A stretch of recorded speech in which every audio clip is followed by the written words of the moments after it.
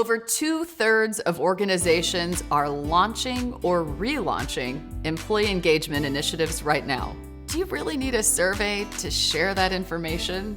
Employees are disengaged. The question is, how do we create deeper engagement when we're competing in an attention economy?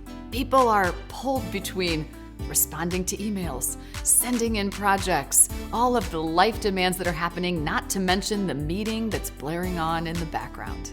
If you're looking for an opportunity to create greater engagement, I share a few ideas in Success from Anywhere. Because engagement begins with connection.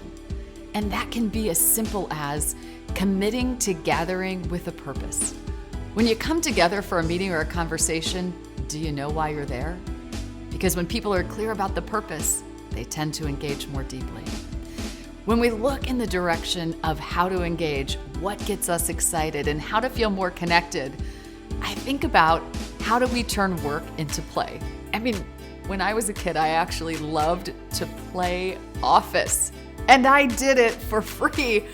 And I think about that now.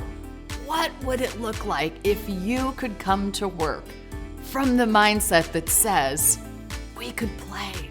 I loved playing Office so much when I was a kid that I visited my grandparents one day, and while my grandfather was away at his actual office, I used his stamps, affixed them to envelopes, and delivered them to the offices I was managing, also known as the rooms in his home. He didn't share my excitement about the strategy I used to turn work into play. And that got me thinking, what would happen if we could all bring that same sense of childlike excitement and play into our workplace? Now, I'm not suggesting that we need to be less serious about the outcomes we need to deliver. We certainly need to be serious about the business of work.